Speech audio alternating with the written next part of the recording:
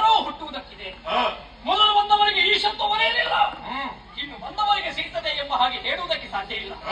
ಆ ಈಶತ್ವ ಒಲಿದು ಬಂದದ್ದು ಅದು ನಿನಗೆ ಪ್ರಭು. ಧನುದೇಶ ಎಂಬ ಹಾಗೆ ಅಂಕಿತವೂ ಅನ್ವರ್ಥವೂ ಆದಂತಹ ನಾಮವನ್ನು ಹೊಂದಿದವನೇ